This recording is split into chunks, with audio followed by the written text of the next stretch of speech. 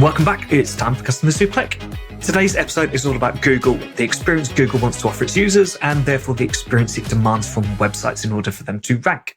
I'm joined by Brett Lane, an SEO consultant, and today we'll be talking about the Google algorithms, how they've changed over the years and the direction they're heading in, and how if you really understand these, you can better optimize your website for search engines. We'll also be dipping into how you can use SEO to ensure diversification of traffic. Let's get Brett on now. Hi, Brett. Thanks for joining me today. Do you mind quickly introducing yourself, but tell us about your background and how you got to where you are now? Absolutely. So I'm Brett Lane. I'm from SEO Outsourcing. I've been in this industry for about almost 19 years now. Many years ago, I started looking at Google, things of that nature, and I got very interested in figuring out how their engines work. So for years, I've spent time studying how Google does, why do they do what they do? How do they do it? I love looking at the re-engineering aspect of Google. So I look at that form of marketing as putting a puzzle together. So I've been doing it, as I said, almost 20 years now. I started consulting many years ago. And then like a lot of the consultants, I started looking for agency jobs. And in that course of 8 years, I was able to work for 3 different agencies in the Midwest. I had the opportunity to work with small campaigns, medium-sized campaigns, and then I also got to spearhead some of the marketing endeavors for Four Seasons hotels, did some work with Progressive Insurance, worked with some really big brands, and I was able to chew on a lot of different strategies. But I think that the biggest thing that I took away from working with bigger brands is what could we do with, from a strategy standpoint, with those massive budgets? How do you take all the positives and apply those to companies who don't have as much money to spend? So you get some hard-hitting strategies, and then you apply the right types of techniques to small and medium-sized businesses. So I figured I wanted to do my best to give every business that we work with the chance of ranking just as good as the big dogs. Okay, cool. Yeah, I suppose that's it's kind of fair. But just for some of them, it's going to be tough, right? If you've not got the money or the resource to put into it, you're going to struggle against someone who's got quite a significant SEO budget and probably teams and teams of people. Mm-hmm. Absolutely running it. But to get back onto the kind of the actual Google side of things, what are some of the biggest changes you're seeing in the algorithm? And I suppose there's kind of 2 parts to that. The first part is just, I suppose there's little tweaks and changes they're making just along the way in those regular updates, but also just generally the direction that they're trying to take SEO with the algorithm. Huge piece has been on user experience. And you can break user experience down to a lot of different components. So Google is wanting to provide people with search results in the quickest time fashion, and have the results be as clear and effective as possible for the user's intent. So if you're looking for information and you're doing research, they want to provide you with data that represents that research. Or if you're looking for a particular product, they want you to be able to find it as quick as possible. When you start looking at things like page speed, how quickly they load, whether something is responsive to mobile devices, about 80% of people who search are looking on their phones. So Google wants to be able to ensure that when a person hits your website, it's not going to take a long time to download the content. And the funny thing is, when they say a long time could be 3 seconds or 4 seconds. Simply because they're processing a lot of data. So we're seeing a lot of more movement now towards, being able to have a really good website that can be downloaded very quickly, that can be accessed easily, where people can find good information. So you're wanting to decrease those elements. You want to make sure that, like, if you have a ton of images and things of that nature, they're not super heavy and they don't load very, very, take a very long time to load. So if you think of the mindset of a person going to a website and how quickly consumers get frustrated. As long as you take away those barriers to entry for consumers, you're going to be doing yourself and your website a service, because Google is going to reward websites where people can go in and see that information super quick. And it's not, there's a ton of components built behind it. And I'll give you a quick solution here in a few minutes to some things that you can use if you want to overcome that. Because a lot of times when people look at, what they're calling core vitals, that's what that represents. Google's metric for looking at your user experience, looking at those elements related to page speed and so forth. So there's some tweaks that you can do to make that. That's one key component. Another major component is looking at content, and sites that have content that's very thin, that's going to decrease your chances of ranking, because when you increase the amount of content that's engaging on your site, what you're doing is you're giving your customers the ability to better engage with your site, and they stay there longer. So your user engagement is naturally going to be increased because now you have a lot more content and people are reading it. They're staying on the site longer. They're visiting one page to the next. And then the last piece is who is linking to you. From the internet, you have all these different places who can link to your site. How are they doing it? Are they doing it from utilizing specific keyword phrases? Does it look very natural? Does it look like you're trying to be spammy and manipulate their algorithm? Because Google is always on the lookout for people who are manipulating. And when you look at SEO at the end of the day, really, we're all trying to gently massage, if you will, how Google looks at your website. So they're just looking for those outliers, things that people are doing that are really, really spammy, where they're just taking away from their users.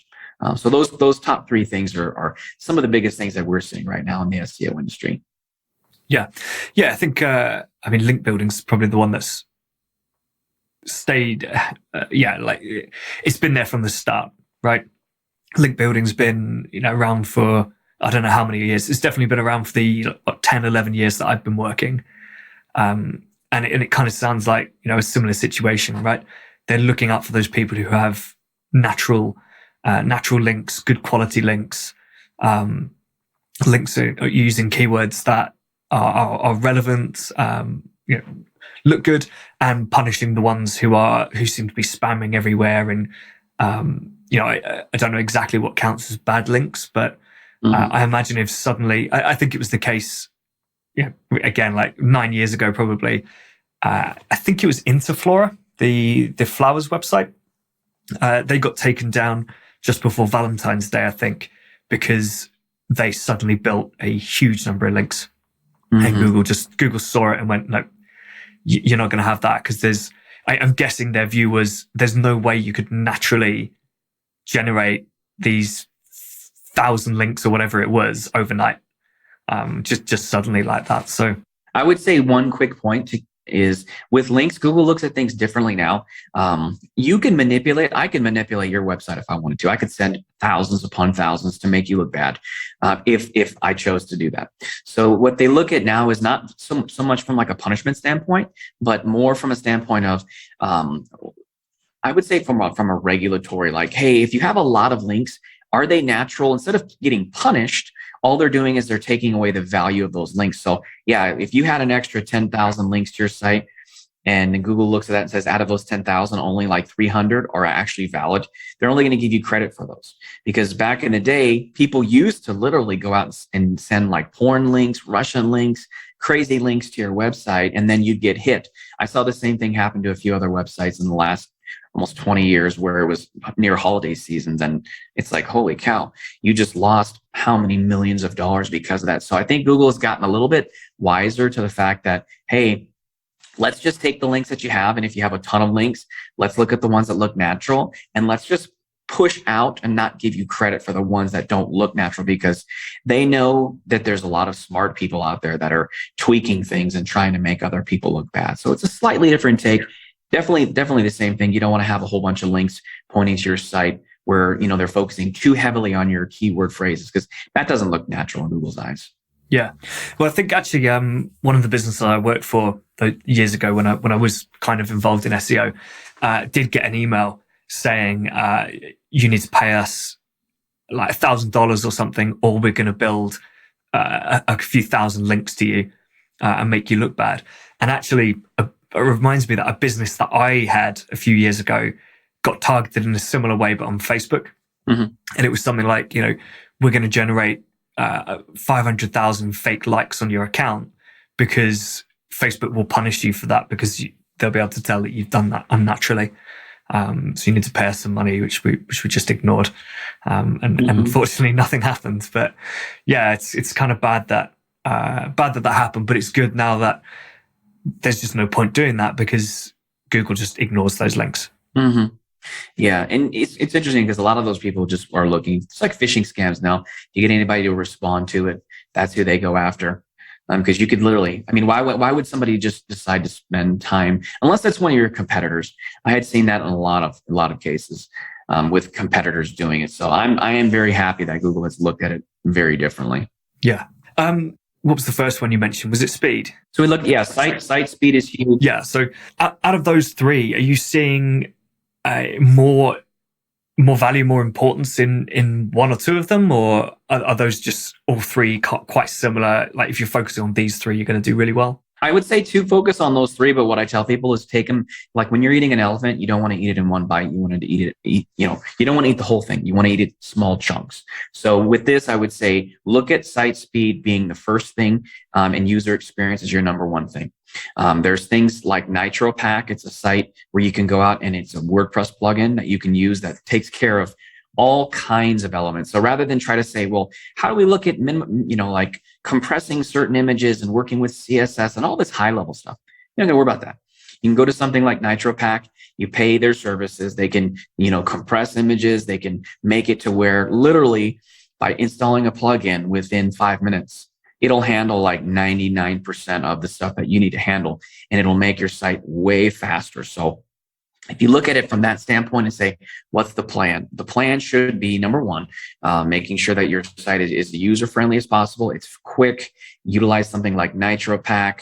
There's another site called Hummingbird, which is also pretty good. Hummingbird, I don't think is quite as robust as NitroPack, but it's free if you want to go that route. And then I would say once you handle your page speed, now you're going to give yourself a really, really good chance of ranking because you're going to take away that first barrier.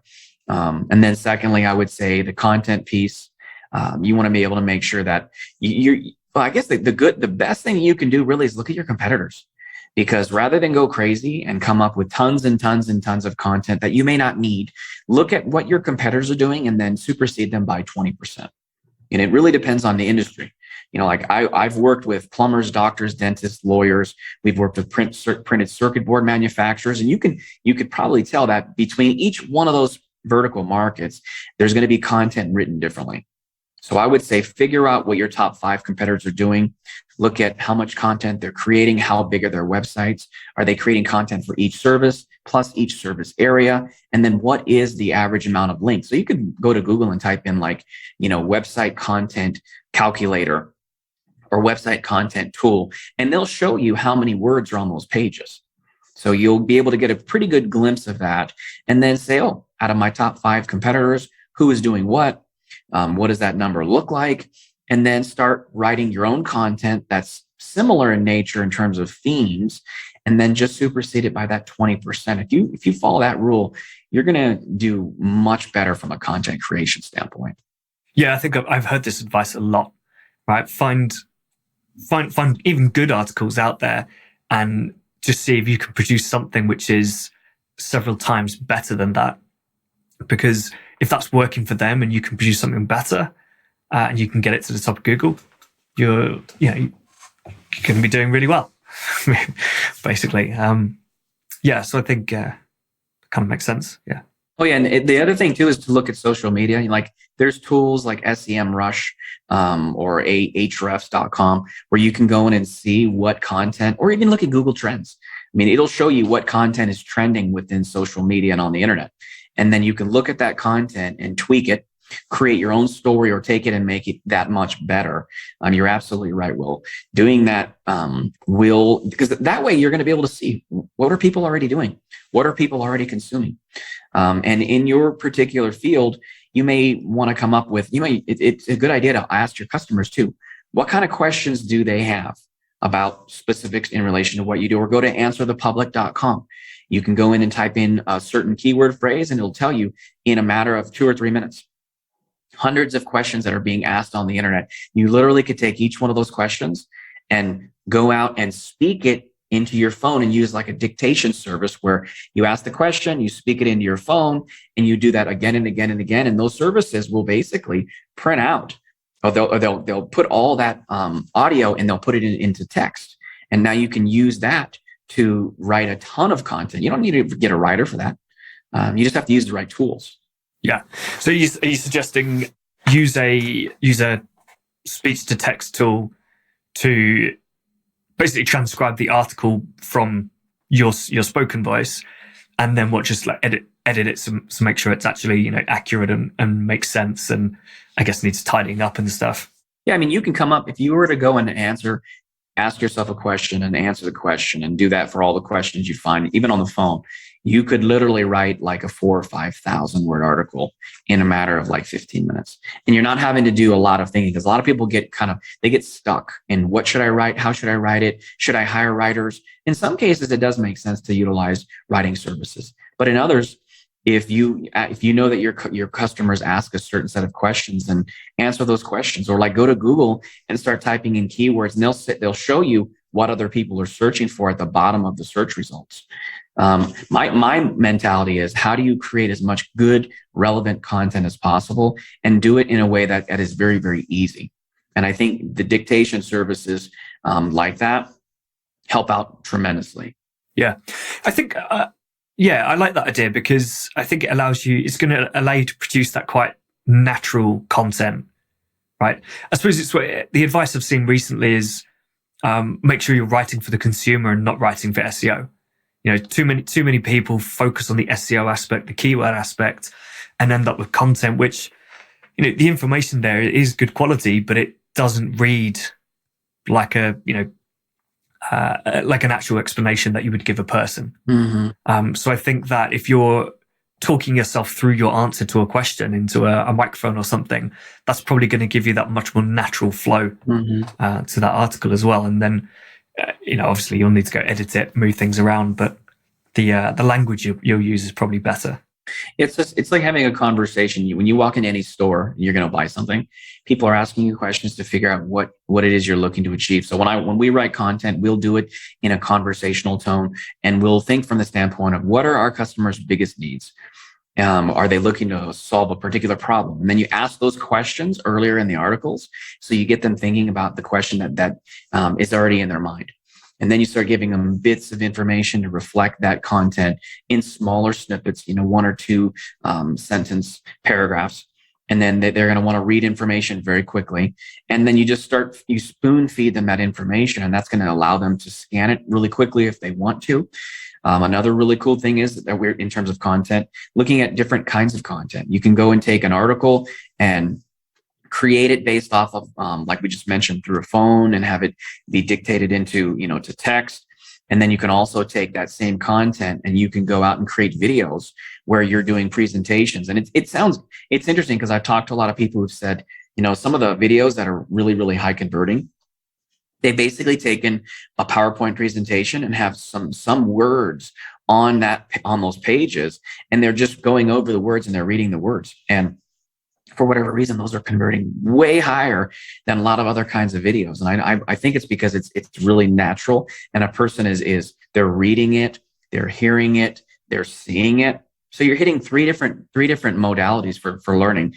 So you can take that same exact content, and now you turn it into a video. You could submit those videos to PowerPoint presentation style sites. You can submit them to podcasting style directory sites. So you're really able to take one form of content, and you can turn it into multiple forms of content. And each one of those forms has a different distribution point for getting backlinks to your website. Yeah, I think that's really important. And it's just something to think about, right? How can you, what else can you get from this piece of content? So, I think the most common thing people do is write a blog. I think that's quite an obvious thing to say, but I guess what I mean is the most common thing people do is just focus on a blog and just writing content. Mm-hmm. But actually, if they were thinking, right, well, what else can we do with this? Can we turn it into a video, potentially even into a PowerPoint slide or a gallery of images, or whatever else, just audio, maybe an audio track. Mm-hmm. And where else can you kind of seed that content out and get value from it? But I suppose one key thing I imagine is to not just overdo it. There's no point turning one piece of content into 10 if you can't distribute that content, right? I would say that's a good point. Take the content and create it. If you can turn one piece into 10 and distribute it over time, and you're not going to get overwhelmed, then fine. I mean, I have people who've gone out and they've taken articles and created the articles and turned them into videos, and then they've taken a video and they have a conversation with someone just like what we're having right now. And then they transcribe that video and they put that text-based information on the page where the video is sitting on your website. Now you're giving Google a greater opportunity to consume the data that's in the video. So you're creating just another form of content. Same exact thing. You take images. You can do the same thing with image-based submission sites. The key thing though is to repurpose where you can and then start syndicating that content. So like we mentioned, you create an article, then you take snippets of that article and you can submit it to all your social media sites. You can do the same. Then you can take, there's different syndication sites where you can take a blog post. And it used to be that you create blog posts or press releases and have that content get syndicated all over the web. Well, now you can do the same exact thing. You can take blog content and you can syndicate it in the same fashion that you would have as a press release. You just have to make sure that the information is non-salesy, and you really have to get access to a good content syndication network. And that's one of the things that we've done here in the last 2 months is we found new networks where we can syndicate content and say to our customers, hey, we just created this really good blog post for you. Now that blog post has been syndicated on 300 additional websites. Now, the cool thing there is if you put what's called a Nofollow tag on those, it's a little tiny bit of code that tells Google, hey, that you can get credit for the link, but it's the website that's hosting the content is saying, we want to give credit for where the source was found, but we don't want to give the link equity behind it. Some people would say that getting those Nofollow links are no good. But in Google's eyes, they understand that you're going to get links from a ton of places online. And if you get a link from a site that has a Nofollow tag on it, that's saying we're giving you the link, but we don't want you to give you link equity from our website by linking to you. Google still is they're going to reward your site because it's going to look very natural.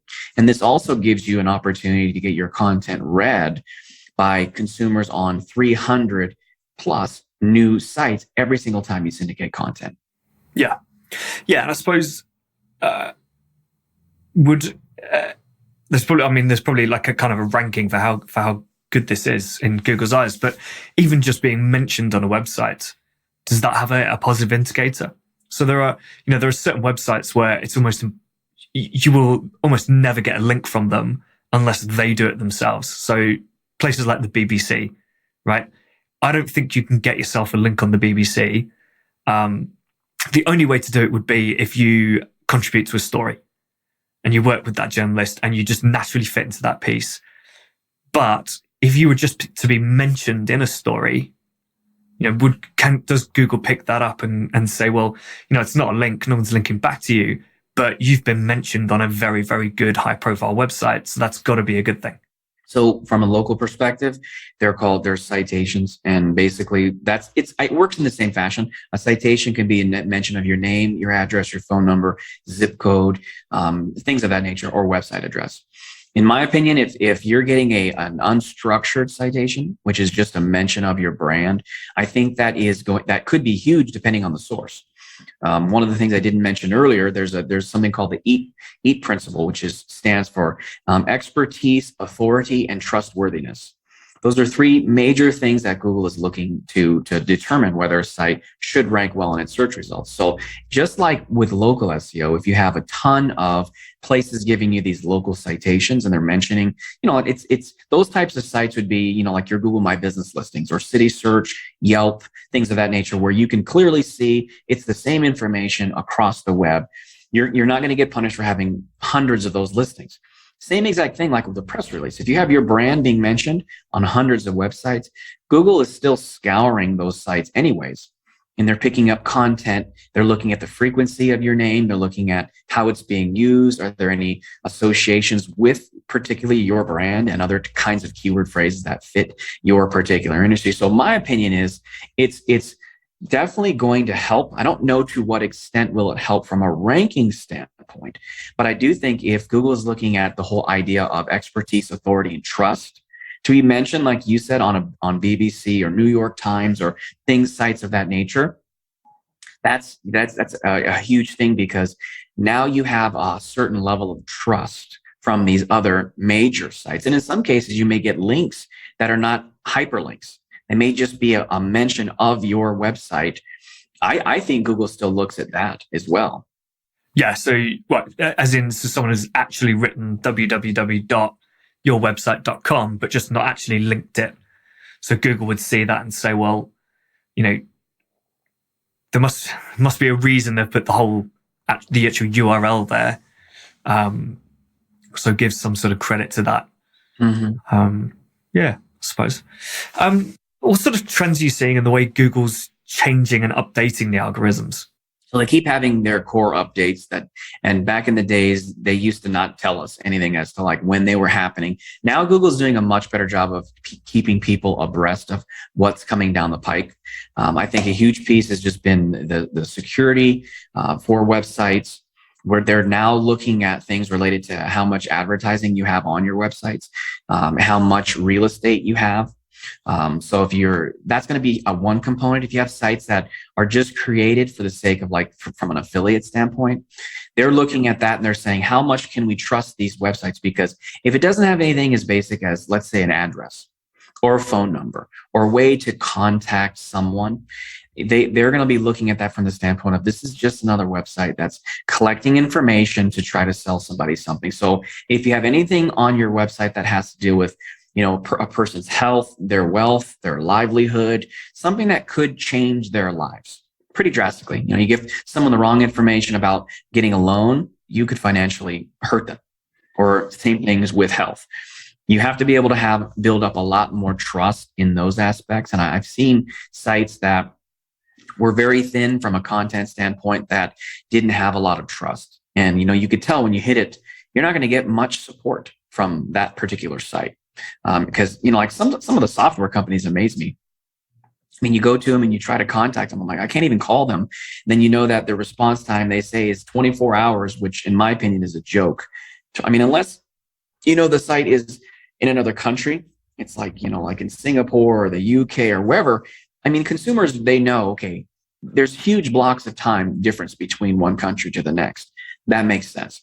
But if it's a company that's literally in your own country, you should be able to get responded to, in my opinion, in like a 12-hour time frame. So Google they definitely look at those kinds of things to see, how are people going to have staying power as a business? Because when you look at any major brand, they've done certain things over time with the messaging, the trust. People don't have to say, hey, something as simple as like Nike or any other brand like that. They just know, hey, this brand typically stands for these particular qualities and characteristics, and they don't have to go out of their way to tell people, hey, to just do it and be yourself and use their product. It's going to be a higher quality and has a higher cost because it's their longer lasting shoes, or they're used by different athletes. People just know this. So if you can take the same kind of stance with your brand, like you mentioned with content, if you create really, really good content that's just really engaging, and you're always thinking about your customers and how to solve their problems, how to point them in a specific direction. If you always do that, you're gonna hit on the mark because you're not writing for Google. Because consumers are pretty smart. If somebody came to your store and you're trying to sell to them, they're going to look at you like you're crazy. You're not building up any rapport. So I always tell people, do the same thing with Google, do the same thing with content. If you always do what's right for them, you're going to give yourself a chance for ranking, the absolute best chance you can. Yeah. If you're being helpful, if you're thinking about the customer first. I just wanted to touch on this very quickly before we move on. But what about you mentioned affiliate websites. So what about affiliate websites whose sole purpose is to be an affiliate website? So, for example, voucher websites or coupon code websites, their entire business is just, here's a coupon, it links to another website. There you go, that's job done. We actually want you to click that link as quickly as possible. Mm-hmm. And we don't want you to be on our site. And obviously you can build up that brand reputation and stuff over time, I suppose. But do you know how Google views websites that just have lots and lots of outbound links, which are affiliate links? So it's interesting. I've noticed in the past that Google has tended to cannibalize things. So you look at sites like, take for instance movie theaters. When you go to Google and you start typing in movie theaters, what they do is they used to take and have a whole bunch of information across a whole bunch of different sites that used to post out, like even looking at the travel industry, like Fandango and all these other sites. You used to be able to go to the sites. They would be found within Google search results. You could go and type in the days that you want to travel, where you want to go, whether you want an airline ticket or a rental car or a hotel, and then they would push you through to those websites. Well, now you go and do the same exact type of search. You can do that at Google, where at the very top of the search box, you can tell Google where you want to go, what you want to do. And what they're doing is they're testing to see how consumers are going to engage with that model. And then what they are able to do is they can go back to any of those sites and sell them, like either, hey, we're going to give you exclusivity to this particular portal to be able to use it, or, they're just incentivizing them some way to make the information be seen in a way that's easier. So we've seen Google do that with a lot of different industries. So, things related to coupons. I don't think right now they're super heavily into having that built into their algorithm, like they would with travel or vacation rentals or things of that nature. But if typically Google finds things that are working really well, and they find a way to integrate it into their algorithm and their search results. Because from the mindset of the consumer, what they always can say is, hey, we're going to save them time. Rather than showcase the top 10 sites for hotels, or rental cars or vacation spots or airlines, we're going to put at the very top, and there's going to be an integration through our search, and it's going to save the customers. And by saving, I mean it might save them maybe 30 seconds or 60 seconds. And they're looking at that from the standpoint of, if we can save them 20 seconds, they can justify building it in and basically stealing that landscape from the businesses that are within their search results. Yeah. Yeah, well, I think for something like travel, it could be even longer, right? If I can do one search on Google, and Google then just tells me, right, here are your 10 prices from these 10 websites, that's going to be, that could be half an hour or, 15 minutes, half an hour worth of going to each website individually, doing that search and then comparing them all. So yeah, from a customer point of view, it helps a lot. And if Google's then sending people back to those websites, then that's kind of fine, I suppose. I guess the issues people would have is when Google is taking the information and displaying it on Google on the search result, and therefore there is no reason for the customer to click through. Because again, like from Google's point of view, better experience for the customer, right? But for the website that put that content together, and then now, basically get a little, they get marked as the source. But you'd have to notice that, you'd have to read that. Yeah, they are teaching website owners how to formulate data in a way that best suits their users. And I think at the end of the day, yeah, they will push you to those sites. You just never really know what Google's going to do. I mean, obviously they've made 95% of their revenue from their advertising platform for a number of years. But who's to say that they don't create some kind of a model that's like, hey, you put your content in here, like they do with their paid ads or their shopping ads. You can find information very quickly, and it's very structured. So at the end of the day, they do have ways of integrating it into the shopping platforms and so forth. So yeah, it's kind of a double-edged sword where, yes, it is for the customer, but it's also very much for Google, because at the end of the day, it's going to drive their revenues much higher. Yeah. Cool. Just a final kind of SEO related question. It's probably quite a big one, really. So we'll have to try and find a way to keep it a bit short. But maybe so for brands who maybe a little bit established but haven't really worked on SEO, haven't put a big focus on SEO. What are some of the key things that you suggest starting with to, I guess, lay the foundations and get a good strategy in place? So a lot of times I would tell people to look at your site, and I'll give a macro level representation of this, because there's one component to this that I want to touch on very quickly. Basically, you're looking at the site itself, making sure that the site is easily crawlable by Google. They can get to your site and they can read the information very quickly. There's not a lot of roadblocks. So like I mentioned, something is SEM Rush. You can use the tool and you can get information on it as to like what is messed up with your site. Or there's another tool called Screaming Frog. It's a Canadian-based tool. Very good tool. It can show you a lot of things that are needing to be fixed technically on your website. Those kinds of tools can go in and you can say, oh, okay, I need to fix X, Y, and Z with my title tags, my description tags, my marketing copy, my heading tags. Very technical from an on-site perspective. Make sure you have that on point. And then the second piece is making sure that you have content that's written that is very engaging. I think the last study that I read last year was about 1,400 words was a good metric for the total number of words on the pages of your site. But keep that, it's going to be relative to your industry.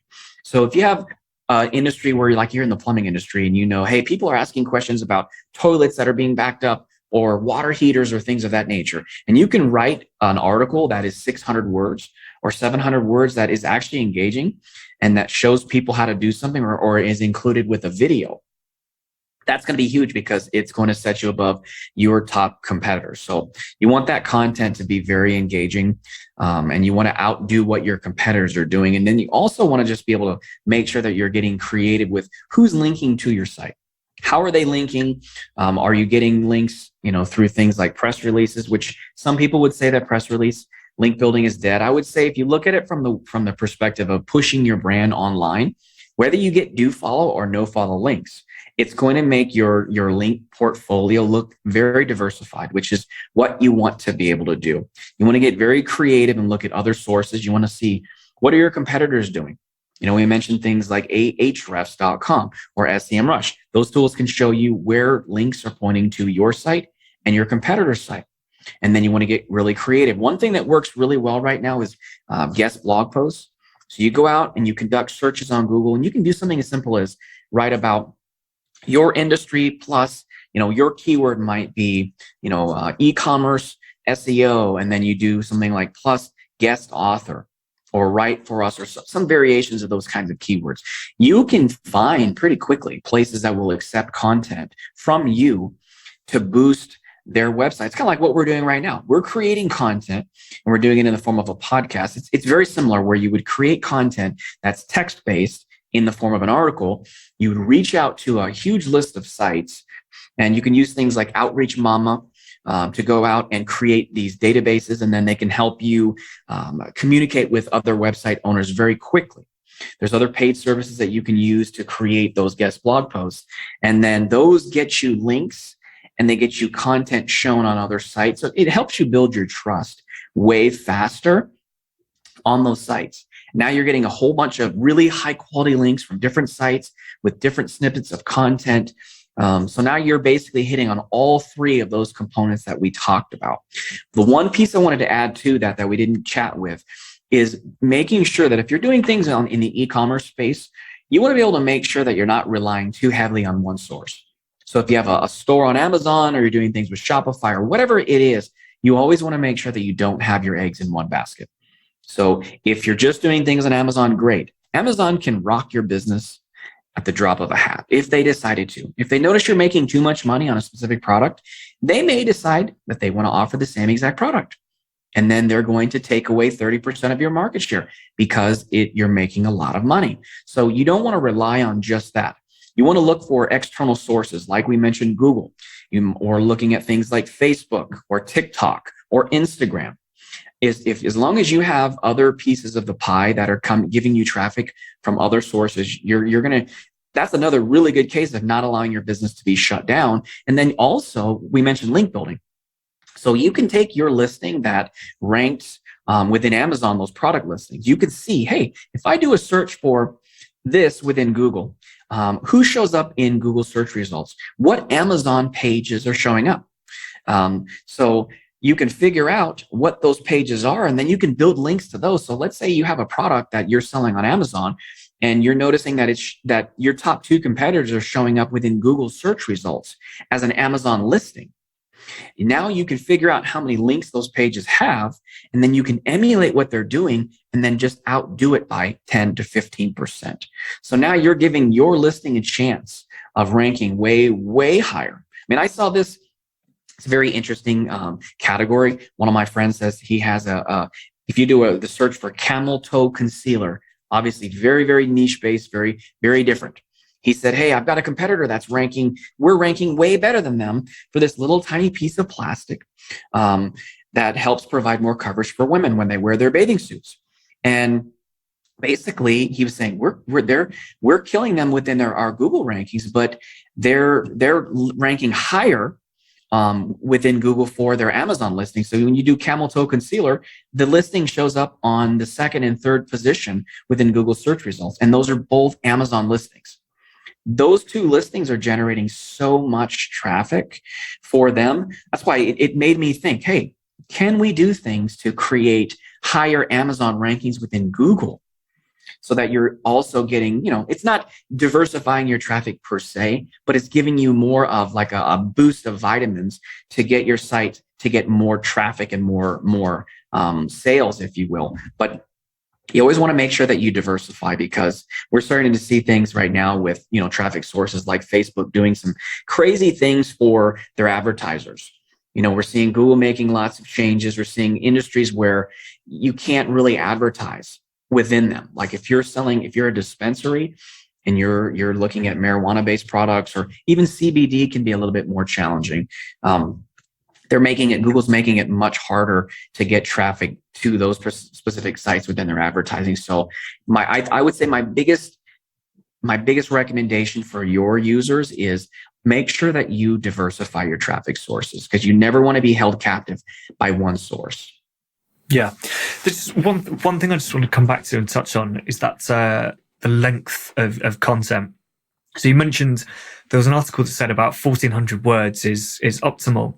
Now, is that literally 1,400 words is what Google wants to see? Or is it a suggestion that 1,400 words should give you that engagement time, which is actually the metric that Google wants to see? Does that make sense? Yeah, that was basically done on the site. I think the exact number was like 1,475. But basically all that study found is that when they analyzed tons and tons and tons of content on the internet, that was the average. So depending on your industry, if you notice that people are doing like 800, it used to be, hey, have 500 word articles. Then it jumped to 750. Then it jumped to 1,000. Then 1,200. Now it's around 1,500. I have clients who are doing articles of 3,000 to 4,000 words. And we may only do one article that month, but it's 3,000 words. And the cool thing is that one article can rank for hundreds of phrases because there's so much body to it. People used to think, oh, you can only, write a piece of content and it's 700 words. You're probably going to rank for 2 or 3 keywords. Now we're like, no, 3,000, 4,000, 5,000, if you can do it. But if you're in an industry where you can't do it, I would say keep the content short and sweet and fit your specific market. So yeah, it's not like a silver bullet. You write 1,475 words, you're always going to hit a top 10 ranking on Google. No, I wouldn't say that. It's just merely a guide that's showing people like us in our industries that we need to create more high quality content that is engaging. And for whatever reason, those numbers just keep going up and up every single year. Yeah. Cool. Cool. So just finally then, before we finish, is there anyone in the kind of D2C marketing space that you'd really want to go for a drink with? No, not, I mean, I'm basically, I guess I would go to if I could have a conversation with somebody who's more aware of some of the trends in that particular space as it relates to traffic. Nobody comes to the top of my mind right now. But anybody in that space who can look at trends in that particular space and how it relates to generating traffic, or getting a whole, being able to generate, whether it's traffic or whether it's content or whether it's, link building strategies. I would say that I'm totally open, but I don't have anybody in mind as of this second. I think it's just opportunities for me to be able to collaborate with people like this conversation we're having right now. whether people have, questions about different things, whether it relates to SEO or business in general. I like to just learn. I'm not really an engineer, but it's the whole re-engineering component to SEO is what I love about this space. And being able to figure out how to get to people, in terms of getting into their mind and getting into why they do what they do. I've just taken that and I've looked at how do I get into the mind of Google and figure out why they do what they do. Yeah. Okay, cool. And very finally, you've mentioned a few tools already, so that's great. But are there any other tools that you use really, really frequently and you'd really recommend to people, whether it's SEO specifically or another area of kind of marketing or running a business? Yeah, I talked about Answer the Public earlier, answerthepublic.com. It's a really good site for figuring out what people are searching for on the internet. We talked about, one of the tools I didn't talk about is SpyFu. It's another good tool. It's spyfu.com. Another really good site for being able to go out and figure out what's the value of your SEO. So like if you're looking at, keywords, or you're looking at doing things like they have a keyword combat section where you can see, hey, I'm ranking for X, my competitors are ranking for Y and for Z. And then what should you be going after? So very good tools for looking at content. I think those are really good. We mentioned some different tools earlier. Ahrefs are very good. I think Google Trends is a tool that a lot of people don't look at. That is it's very basic. It can show you, what people are searching for, what rate, and are there differences? So like I have clients who say, hey, why is search traffic down for this? Well, why is it down right now? And then when you look at Google Trends, you can see there's a historical trend for certain keyword phrases during the year. It happens every single year. And so it may not necessarily be that your traffic is down because something has been done incorrectly with your website. The key thing is just maybe the trend just says that every single year right now, year over year traffic is going to be down. As long as you're focusing on that, you'll definitely have a better insight. I think the last tool is Page Speed Insight tool from Google. That's one really good tool to be able to figure out, are there any things that you need to tweak on your website to make it much faster? I would say that's probably one of the biggest tools that you can utilize to be able to get to the heart of the matter. Cool. All right. Thank you so much. It's been really good. If people want to get in touch, what's the best way of doing that? Yeah, best way to get in contact with me is Brett, BRETTS, as in Stephen, Lane, LANE.com. You can find all kinds of information about myself, the different companies that we run, as well as getting, contact information for me. Yeah, cool. Perfect. Thank you. All right. Cheers, Brett. All righty. Take care. A key takeaway from this really is that Google wants to give their users the best possible experience. That means providing them with the result that meets their search criteria and ensuring that any websites they click through to are actually going to provide that information quickly and easily. If you fill your website with high quality content and make it easy for visitors to browse and digest it, Google's going to reward you. If your content's super thin and visitors are bouncing quickly, then Google thinks your website isn't great and so isn't going to promote it. Be careful of trying to manipulate things as well. Google spent years working out all the little tricks and they can obviously spot aggressive kind of link building tactics. The plus side now, if you can call it that, is that at least Google doesn't punish you anymore. You're not simply going to disappear from the listings, but they just ignore the work that you've done. So if you're spending money building links, Google's just going to ignore them now. If you'd like to chat with Brett about SEO and learn more, reach out to him on LinkedIn. Any other podcast questions, feedback, or guest requests, please send them over to will@customerswhoclick.com.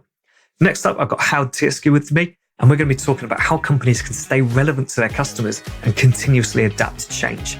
But until then, keep those customers clicking.